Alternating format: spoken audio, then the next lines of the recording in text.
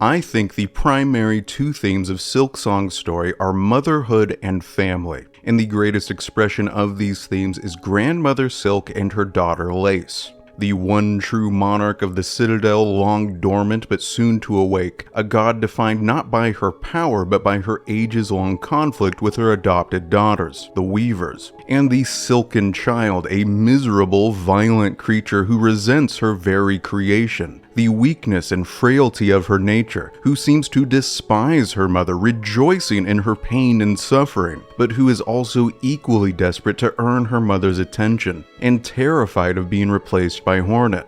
Grandmother Silk's greatest flaw, the thing that makes her a villain, is her failure to understand what it means to be a mother. That when she raised these simple creatures up with the gift of her silk, her very soul, when she named them her daughters, from that moment on, she took on the responsibilities of a parent, to mentor them, to guide them to maturity, to help them reach their full potential. Instead, the Weavers were bound in eternal servitude, and Lace was created to be an eternal juvenile, never growing up, as the caretaker says in this dialogue here, despite her age. And I do believe Lace is meant to be biologically pretty old. She has both the form and mind of a child. She exists in a permanent state of arrested development. During her boss battles, she constantly laughs and giggles like a little girl, and in her dialogue she is consistently irreverent, sarcastic, and taunting, behaving like a spoiled brat. However, with all of that said, in the true ending of the game, Grandmother Silk does redeem herself. She proves that she really truly did care about her children when she makes the ultimate sacrifice to save her daughter's life, relinquishing the last of her silk to give Hornet and Lace a chance to escape from the void. As a result, Lace is finally given the chance to grow up, to leave home, to forge a new life of her own choosing. It is interesting to contrast her character arc with that of Hornet's, because Hornet also has the appearance of a child. Notice that Chakra initially misidentifies her as such, and despite her advanced age, Hornet actually has a lot of growing up left to do at the start of the game. She has to find her community, discover her place in the world, what she wants to become, after a very long period of stasis back in Hallownest. So let's get into it. Grandmother Silk is, in some ways, very similar to the Radiance back in Hollow Knight. Both of them are godlike creatures, higher beings who, in a distant previous age, dominated the bugs of their respective kingdoms, but who were later betrayed by their own most powerful creations and servants. For the Radiance, it was the Moths, and in Grandmother Silk's case, it was the Weavers. After this betrayal, the god was sealed away and ultimately forgotten, rulership being passed on to another. In Hallownest, the Pale King took control, who is another powerful higher being. In Farloom, rule first passed to the Weavers, who you could describe as demigods, and then from then on to the ordinary bugs of the Citadel, and in particular the Conductors.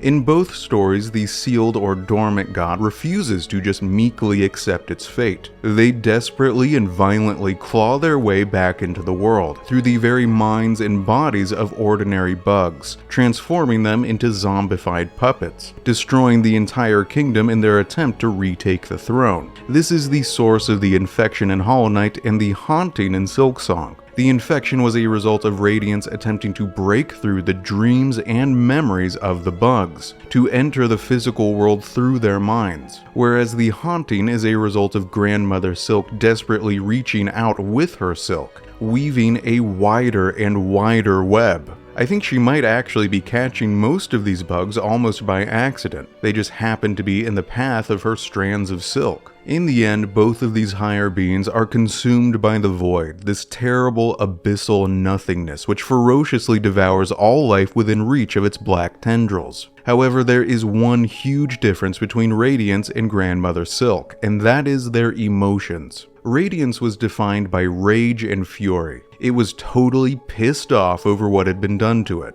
You can see this for yourself if you dream nail this character, Myla, while she is in the process of losing herself to the infection. Radiance's thoughts are literally breaking into her own. They are the words in all caps here, and just look at how angry and violent they are.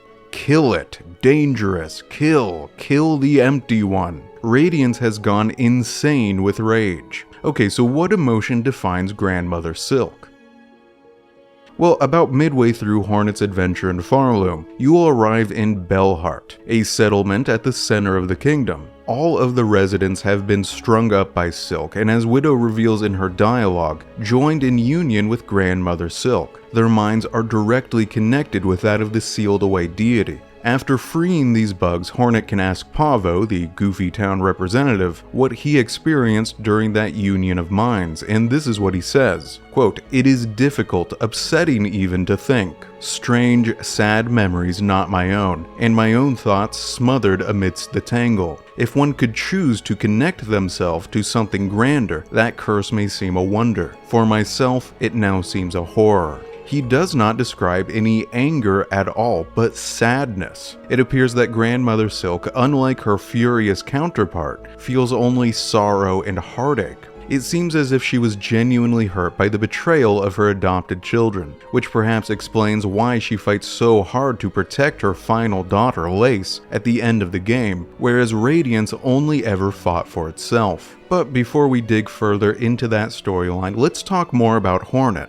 because it is within her story that the writers provide us a portrayal of what they consider to be a good mother. 3 of them, actually. Hera the Beast, Queen of the Deep Nest, her biological mother, Vespa, Queen of the Hive, her mentor, and the Pale Lady, Queen of Hallownest, who raised her. In Act 3, Hornet journeys deep down into her own memories, into the past. It is only after she interacts with all 3 of her mother figures that she is able to claim the power to resist the black devouring nature of the Void and save Farloom. Her mothers make her stronger. Let's contrast their portrayal here with that of Grandmother Silk. What exactly is it that these 3 do that Grandmother Silk fails to do? In this scene, Hera says, quote, "Ignore them, daughter, their whispers, greater, grander, weaver, guardian, queen. Those are their desires, not your own, certainly not mine. Only if you resist them, you might see it, another hope beyond." Meaning, do not just follow the path others like the Weavers want you to follow, for their own selfish reasons. Do not become the person they want you to become. Forge your own path forward instead, your own hope, beyond the limited vision of those who would use you merely as a tool to further their own ambitions. Moving on, Vespa, after an intense training session, says to her, quote, "In time they will come for you, those who fear your nature and those seeking to claim it. To survive our world, you must learn to sting, swift and sudden." Vespa knew that the world would covet the great power Hornet holds within her shell, that eventually, inevitably, someone would come and try to take it. Notably, Vespa makes no attempt to manipulate Hornet, to use the child's power for her own ends. All she wants to do is give Hornet the strength to resist those others, to survive, even after Vespa herself and the rest of Hallownest were long gone. And finally, the Pale Lady's dialogue is the most significant of all.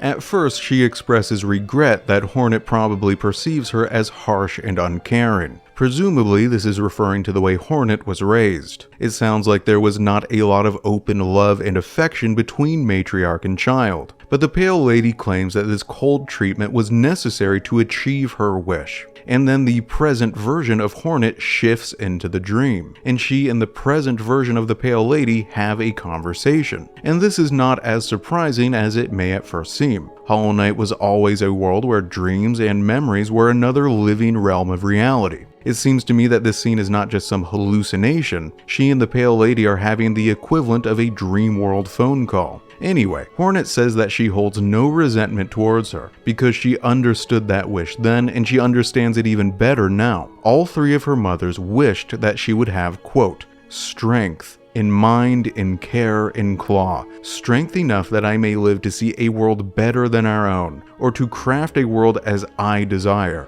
And the most interesting of those 3 to me is the strength in care. That is emotional strength, empathy, to care about the suffering of others, the strength to stand up for what is right, to not just blindly dominate and destroy the way so many other higher beings with similar power do in this story. The Pale Lady's final words are, quote, "Burn yourself free from our sad fate." The Pale Lady wants her daughter to have a better life than her own, to build a better world, to break free from her own tragic destiny. And this is Grandmother Silk's great failure. She did not wish for her daughters, the Weavers or Lace, to grow up, to break free. to build a better life for themselves. She wanted to hold them close to her in bondage, in servitude, in childhood, forever, for eternity, not for their sake, but for her own. To get a better idea of the relationship between Grandmother Silk and her adopted daughters, let's take a closer look at another character, Widow, the last living weaver in Farloom. Now, there is a common fan theory that Widow is not a full-blooded weaver, that she is the quarter weaver described as being taken from the City of Steel and staked to service in this lore tablet on one of the many empty rune cages in the cradle. And while this is plausible, I think the textual evidence points more in another direction. The dialogue here with the seamstress confirms that Grandmother Silk did not capture Hornet because she wants her service. She wants Hornet's silk, to bind it the same way that Hornet binds the silk of the dead weavers throughout the game. That is how the player acquires new abilities. I think Grandmother Silk wants to consume Hornet's power and increase her own abilities in the same way, a process Hornet will not survive. So I strongly suspect that quarter weaver described in the lore tablet is already dead, devoured by Grandmother Silk. And I'm getting lost in a tangent here, but this leads to another discussion about the theme of motherhood. Okay, this is the Huntress, yet another maternal character in this story. The Huntress is pregnant and ready to give birth to a whole brood of insectoid predators, and she asks Hornet to acquire a feast of meat to feed them when they are born. Because if she does not gather enough food in their ravenous hunger, those infant predators will devour their mother instead, a relatively common biological behavior among various insect species. It is important to note that the Huntress is not trying to save her life for her own sake, not exactly. She says, quote, "Is that shameful, a mother who would not sacrifice for her children to grow strong? Is it wrong to want, to witness their first flight, their first hunt, to see them kill and grow?" The Huntress does not care about her own well-being. She is willing to sacrifice herself for her children, and will do so if this quest is not completed. She just wants to live long enough to see them grow up. And this is another foil to Grandmother Silk, who is doing the exact opposite. Not only refusing to allow her children to grow up, but actually devouring their descendants, her own grandchildren, consuming them to increase her own strength. In this way, she is twisting the natural order of life upside down. But let's get back to Widow. Okay, so if Widow is not the quarter weaver described in this lore tablet, then who is she and where did she come from? Well, I believe this dream sequence here suggests that she is actually a full-blooded weaver, one of the originals, who has lived in Farloom since time immemorial.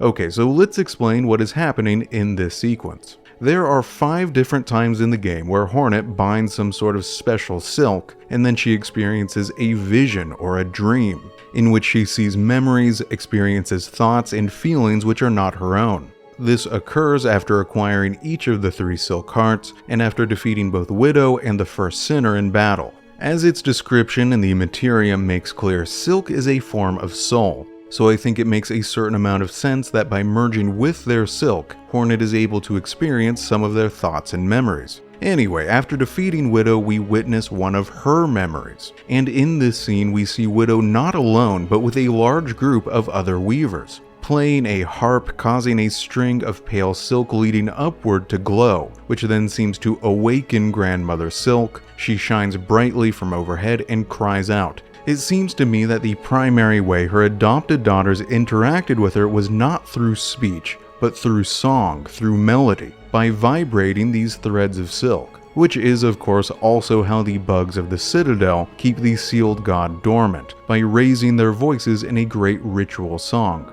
Also, if you play the needle in this room in the cradle, you can hear an echo of Widow, who does refer to Grandmother Silk as her mother, and I think she is being literal here, not metaphorical. Now, in her journal entry, Hornet makes clear that Widow's body has been horrifically mutilated, her mask torn off and her silk pinned down inside her spine. Who did this to her and why? My theory is that it was the other weavers as part of their rebellion. They essentially defanged and declawed the only loyal daughter so that she could not stand in their way. But it does not really matter, let's refocus. The whole point of examining this scene was to understand the relationship between Grandmother Silk and the weavers. The memory ends with these words, presumably the thoughts of Widow herself. For her light eternal our song sustains.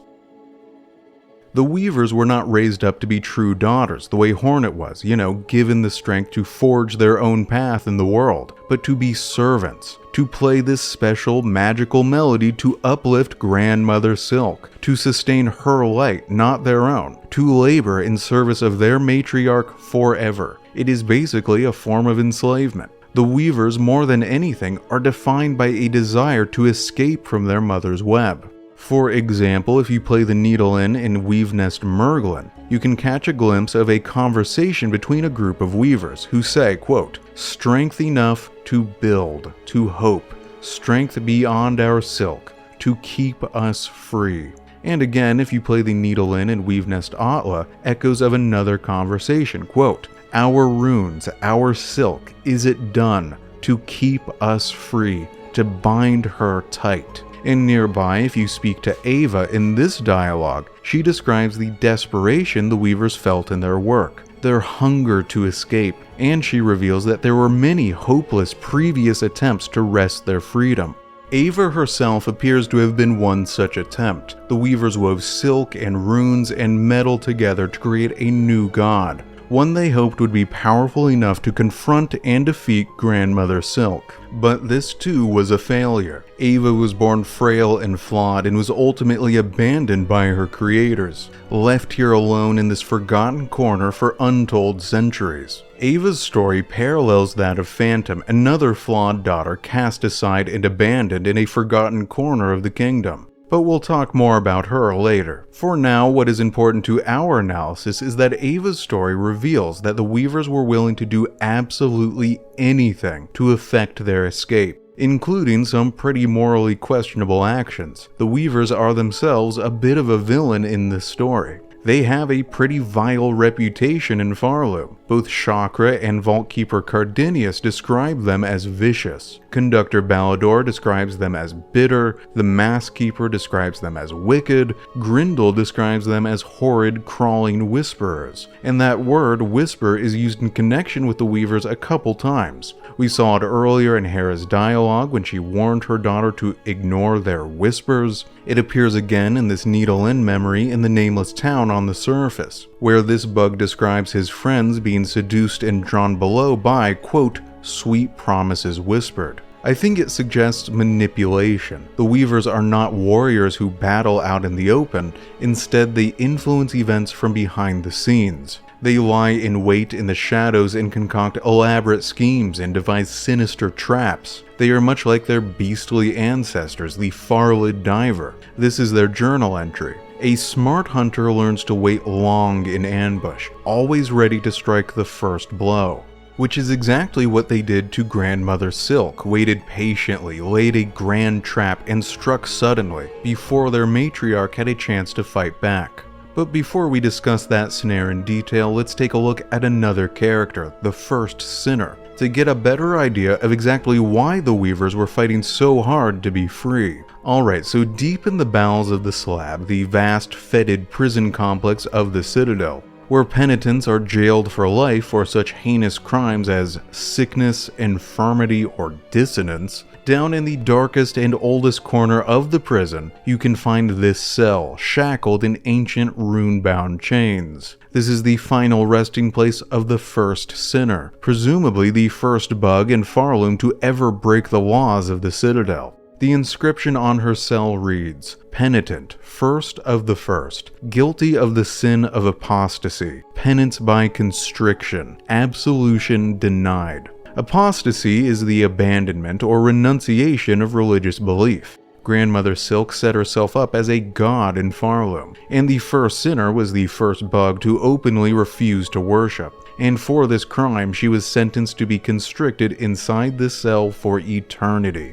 For every other dead Weaver, when Hornet plays her needle in, this is what they say, quote, "Faded, forgotten, bound, our silk, our memories, through ages, wait and die." When you play the needle in beside the first Sinner, her dialogue is a bit different. She says, quote, "Our silk, our rage, wait and hate." And if you play the needle in during her boss fight, she says, "I did not wane, I did not forget, sustained by fury, cursed by silk, cursed with silk, cursed to know the sin, the truth." So yeah, whereas all the other weavers are pretty relaxed, pretty mellow, the first sinner is still, ages after the event, freaking the heck out. She is pissed off. And what exactly was it that made her so gosh darn angry? Why does she feel she was cursed by silk? I mean, silk is the source of a weaver's strength. It's the thing that sets them above other bugs, right? Well, as I mentioned previously, the first sinner is one of 5 examples in the game where, after binding another creature's silk, Hornet experiences one of their memories. This memory actually begins back when the first sinner was not a weaver at all, back when she was still just a farlid, a little ordinary spider crawling through the barren caverns of Farloom. And then she is suddenly struck by glowing silk from above. She is forcefully injected with silk and soul and power, and she transforms. This is the true origin of the Weavers. They were just ordinary beasts mutated into sentient and intelligent creatures by Grandmother Silk. The memory ends with these words: "She called us daughters, called us divine. She lied." They were not Grandmother Silk's daughters, not truly, just simple beasts raised up not into divinity, but into eternal bondage. Once upon a time they had all been free, but now they had been enslaved by a god of overwhelming power from whom they could never escape, who claimed to love them but treated them like servants. After learning the truth, the first sinner refused to submit. She was consumed by rage and defied Grandmother Silk openly, and was brutally, mercilessly punished in response. I suspect this was a major turning point in the history of Farloom, and in the history of the Weavers. Earlier we talked about the Weavers' very negative reputation. They were described as vicious and bitter and wicked and nasty, but the Weaver effigy relics reveal that this was not always so. Once upon a time, the Weavers had a benevolent reputation. The bugs of Farloom looked up to them as protectors and healers. It has been suggested to me, and I am inserting the theory here, that these effigies may not be true evidence of the Weavers' former benevolence. Instead, these effigies could simply be evidence of Weaver propaganda. In order to lure ordinary bugs to the Citadel and sustain the song, they presented themselves as sympathetic demigods who only wanted to help the lesser bugs. But it was all just another scheme, another manipulation. Whatever the case, it is definitely interesting how starkly these effigy prayers contrast with the seemingly very negative, vicious reputation throughout all of Farloom. No character in the game has anything positive to say about them. I'd be curious to know why all of these bugs hate and fear them so much. Anyway, back to the original script. But eventually something changed. The Weavers stopped helping others and started only helping themselves. And I think the first sinner's horrific punishment was the catalyst of this change. The other Weavers saw what happened to their sister and realized that they were not free, that their so-called mother would never let them go, that any act of defiance would be met with a terrible fate. So they began to devise a trap. They could not destroy Grandmother Silk outright, but they could bind her in an elaborate web, create an opportunity to escape to, as this rune harp says, flee in all directions. That trap was, of course, the Citadel itself, the actual building, the stones, the foundations, the towers, the complicated cogwork heart at its center, and most of all, the cradle at its summit. The whole thing is one giant spider's web. Okay, behind Trobio's stage is a model of the Citadel. This is the clearest and most complete visual of the entire structure to be found anywhere in the game. Take a close look at the top of the model. Do you see that spindle-like orb structure at its summit? This is the cradle where Grandmother Silk's cocoon is located. Okay, now let's take another look at the harp that Widow was playing in her memory. Now look at them side by side. I mean, you see it too, right? The cradle is a harp. It is a giant instrument. Grandmother Silk's cocoon is literally strung up in its center, where the strings of the instrument would be located. Except instead of being played by the claws of a weaver, it is being played by the voices of the choir singing inside the halls of the Citadel. A magical ceiling melody designed to keep Grandmother Silk trapped in slumber. which perhaps explains why singing in dissonance or an illness which prevents singing properly are considered such terrible sins within the Citadel. If the song is disrupted, that terrible spider god living right on top of our heads is going to wake up, and she is going to be upset, and we are all going to die. This is hinted at by the dialogue of Vault Keeper Cardinius. He says that the pontiff of the Vault Keepers discovered something in the sacred threefold melody. Quote, a truth they were told to have found, there in the dark, something within the melody or the words, something so terrible it set them silent. And if we play the needle in beside the pontiff's corpse, we will find out what that terrible something was. His corpse says, quote, we sang your chains, we prayed a cage, divine silk, damned bugs. And it is confirmed by the dialogue of the Mask Keeper, who says, quote, our mortal mob did once act some defiance, unawares maybe, but successful in part, goaded towards it by Weaver's will and all. Hornet, quote, you speak of the Citadel, its former function has failed, but I can still sense its purpose, some. It is church and cage both. Mask Keeper, quote, I devised by your ancestors that monstrosity, and their wicked, clever minds, a system or a web they'd likely call it, a way to keep their mother sealed in slumber, and themselves free to lavish in their false rule. And also by the rune harp you can find in Conductor Ballador's chamber in Act 3, which reads, quote, last words of the weavers, sisters, spiders, the burden is past. These simple bugs shall bear it full, never to cease, never to silence. When Hornet first arrives in the Citadel, she discovers that it is a dead place, a giant tomb. Its gilded halls are silent. The song has ceased to be sung, which is a huge problem. Without its melody, Grandmother Silk is beginning to wake up. The bugs of the Citadel, the vast majority of whom are totally ignorant of the truth, were cursed to eternal service to a slumbering god. Except instead of worshipping that god, they are just trying to keep her asleep for as long as possible, to save themselves. Their only other option is to do what most of the Weavers did, to abandon the wealth and comfort of the Citadel and run as far away as possible. Something the greedy lords of this kingdom, the Conductors, the only ones who know the truth, refuse to do. By injecting themselves with her silk, a grotesque attempt at eternal life, the bugs of the Citadel made themselves easy prey to the haunting. They doomed themselves with their greed. The Conductors are actually responsible for the vast majority of the suffering we witness throughout the game, not Grandmother Silk or the Weavers. It was the insatiable greed and selfishness of the Conductors that created the horrific race-based caste system of the Citadel, and the drastic disparity between those few who live comfortable lives in the golden halls above, while the masses toil and suffer in the dust-choked machinery underneath. Pius Izamore's dialogue reveals that the Citadel used to be a much simpler place, less lavish and grand, where all bugs were equal, before the Conductors transformed it into the nightmare we see in the present. But again, let's not get too distracted here. I will do another video later where we can discuss the many sins of the false lords of the Citadel. For now, let's stay focused on Grandmother Silk, and she does share a great deal of the blame for the suffering of the bugs of Farlow. She is the one who conquered, subjugated, or destroyed the various independent kingdoms of this land. The ants of the far fields, the crustaceans of Carrick, and maybe the mantises of Verdania too.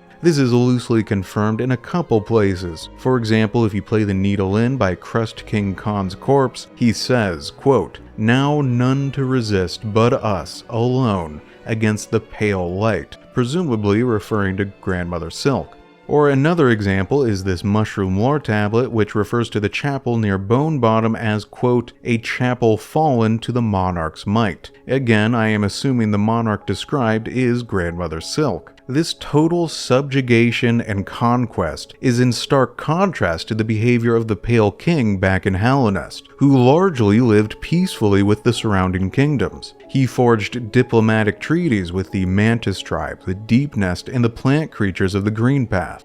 Grandmother Silk appears to have been a much more violent monarch.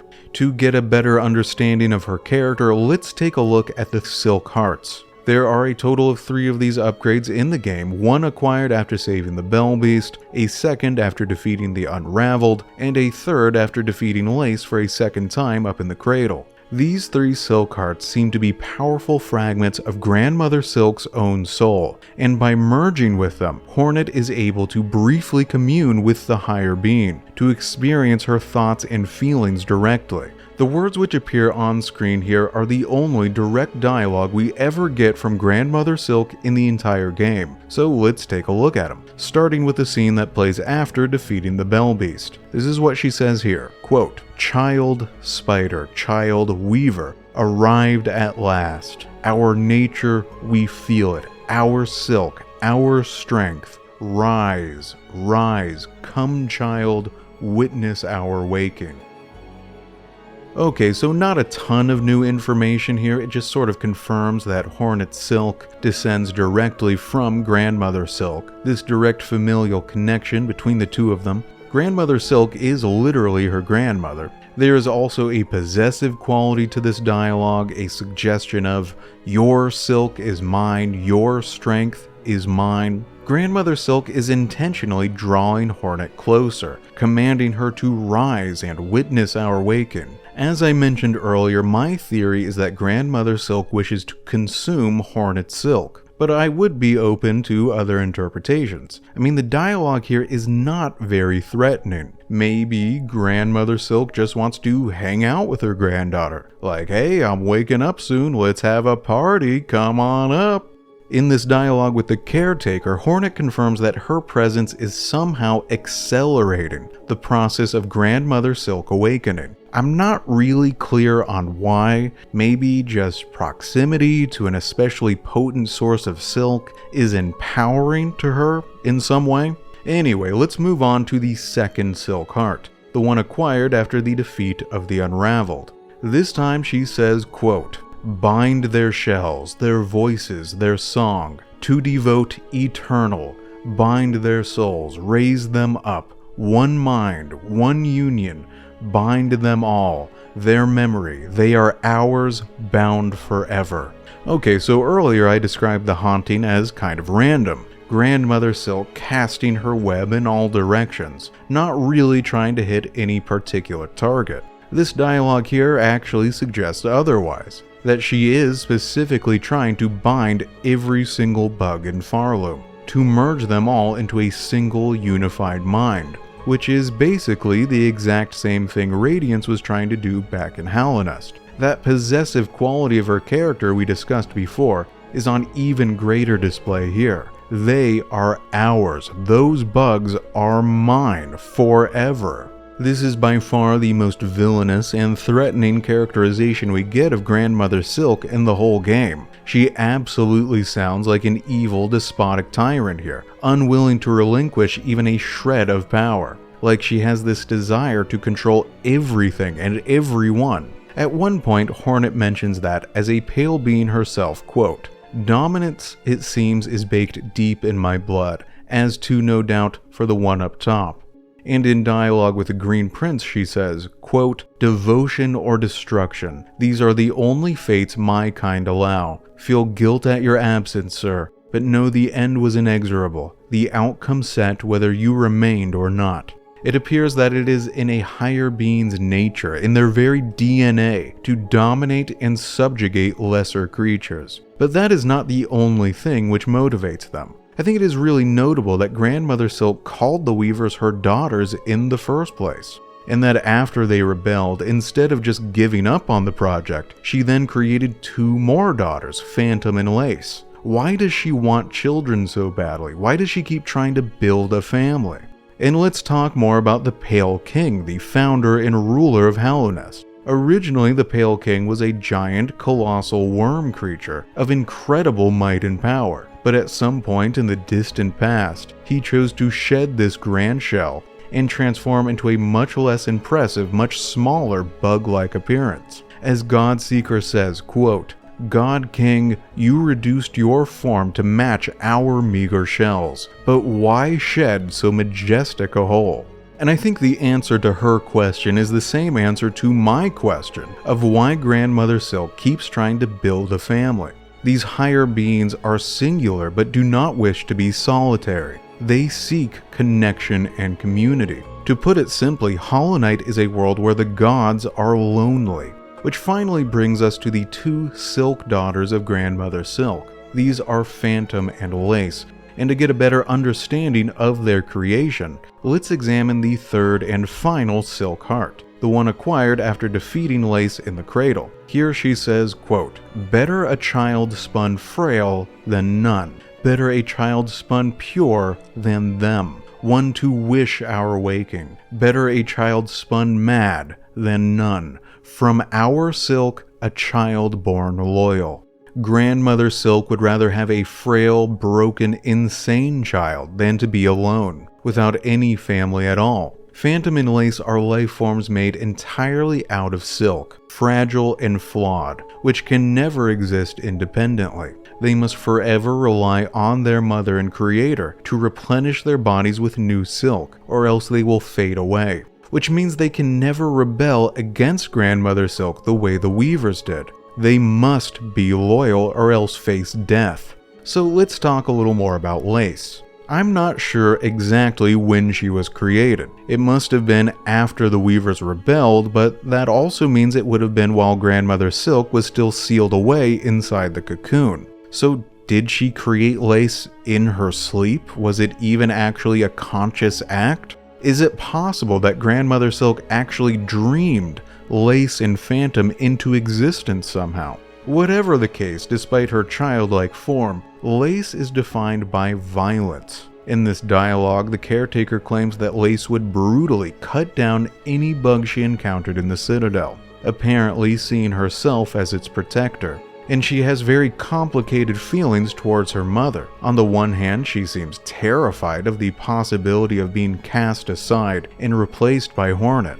I suspect that it was Lace who broke Hornet out of the rune cage at the beginning of the game. Notice it was this silken butterfly which destroys the rune in the opening cutscene. And when we first encounter Lace in the Deep Docks, she seems to be conducting a similar group of butterflies with her pen. I think Lace wanted to kill Hornet to prevent her from reaching her mother. If you play the Needle End during the second boss battle up in the cradle, this is what Lace says, quote, "Why her, mother? See me cut, see me serve. A child too broken. I will not fade, I will not take. See me, your knight. See me, your daughter." In this dialogue, Lace is desperately crying out for her mother's attention, essentially saying, notice me, please notice me. It's really kind of sad, a child so starved of affection that she has to beg for it in this way. And her final words at the end of this fight are, quote, "After all, it's you that she wants, is it not?" Lace believes that her mother does not even really want her, that she actually wants Hornet instead. And when we dig into Phantom's story, we will begin to understand why. And yet, despite this craving for her attention, Lace also seems to absolutely despise her mother. After Hornet springs the snare devised by the snail shamans, in the last moments before being dragged down into the void, Grandmother Silk seizes Hornet in her clutches, probably in a desperate attempt to bind her granddaughter Silk and gather enough power to escape. But then Lace intervenes. She cuts off her mother's arm, freeing Hornet, and is instead dragged down into the void alongside her, so mother and child will die together. When Hornet travels down into the abyss, she has a conversation with some version of Lace, who explains why she did this. She says, quote, "Letting you live was my rebellion, Spider. I've denied my mother your silken strength. I've won. She can thrash and waste, and no, her pathetic broken child caused the mortal wound. Rejoice and let it all come down." More than anything, Lace wanted to hurt her mother, to make her feel the same pain that Lace has felt for her entire miserable life, for her to know that it was her supposedly loyal child who destroyed her. Lace resents her very existence, her frailty. She describes herself as having a pathetic, empty shell, that she is not even truly alive, but just a husk shaped to act like a child. If you play the needle in this room in the exhaust organ, you can see an echo of Lace speaking to Phantom. She says, quote, "She spun us to fade. She spun us to break. Why us, sister? Why us?" Which demonstrates the depth of her misery and depression, her belief that her life is pointless, that she will inevitably just fade away into nothing.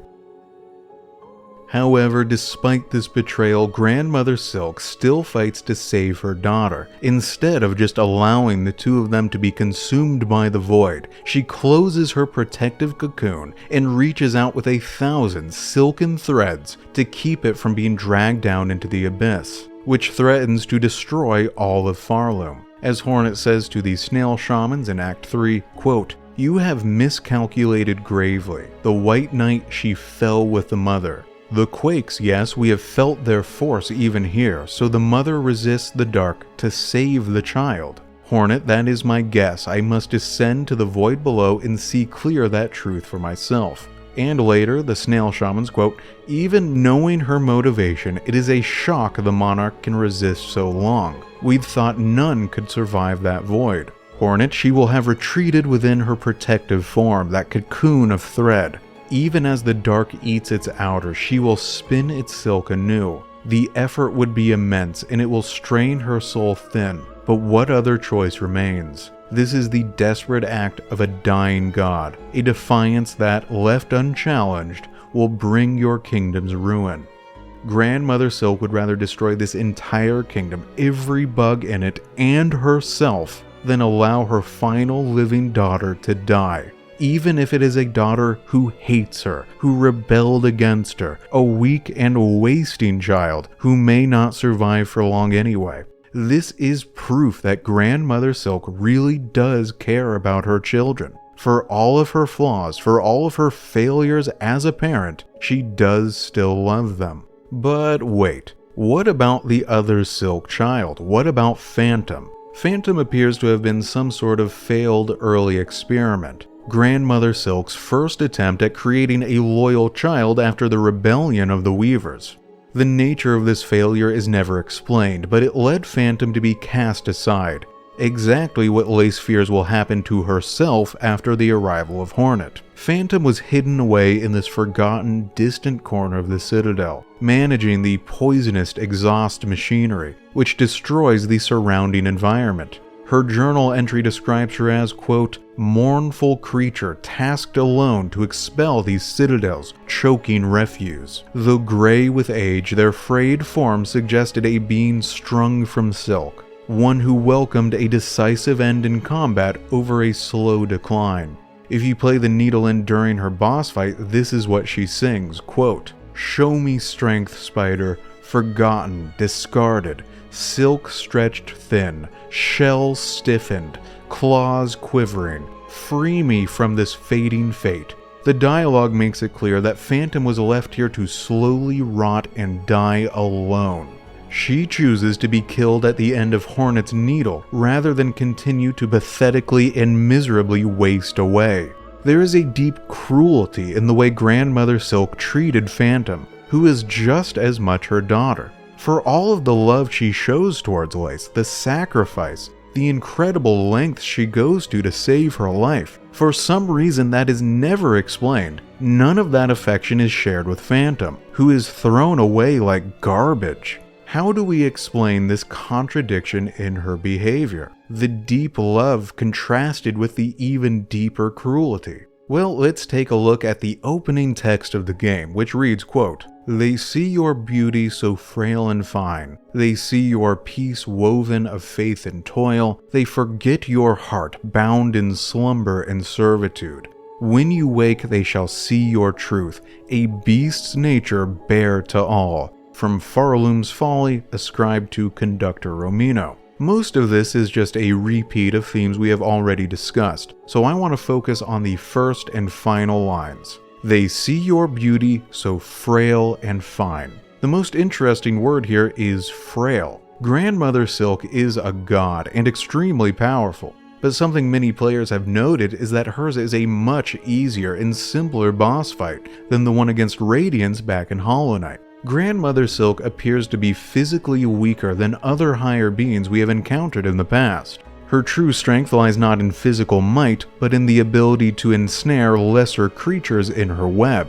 But that is also her great weakness. As we have discussed in detail, those lesser creatures revolt against her again and again. The Weavers, the Bugs of the Citadel, Lace, and Phantom, she is not able to force or compel them to devotion as effectively as either Radiance or the Pale King were shown to be. And then that final line, "When you wake, they shall see your truth, a beast's nature bare to all." At her core, Grandmother Silk is a beast.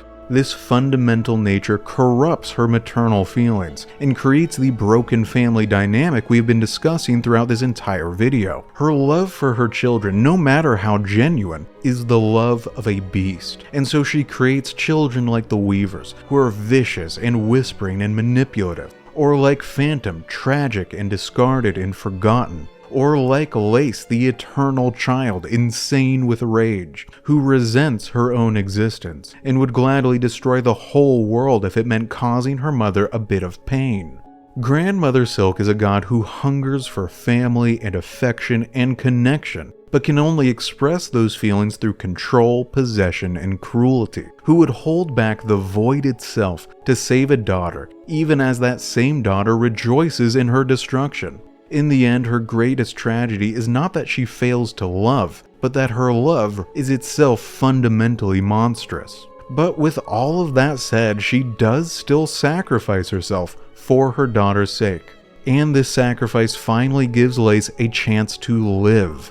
In the new title screen, we see Hornet's needle and Lace's pin standing side by side, which I think is meant to suggest that they departed Farloom together, to build something new somewhere far away. With the aid of Hornet Silk, Lace will no longer have to live in fear of fading away. So despite all of the tragedy and the violence, this story does have a happy ending, or at least the possibility of a happy ending.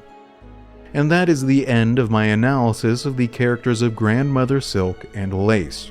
Next time, I am going to post a much shorter video examining who I believe to be the true villains of Silksong, the Conductors, the false lords of the Citadel, who, out of greed and arrogance, forged a grotesque society defined by rigid inequality, cruelty, and slavery. So, see you then.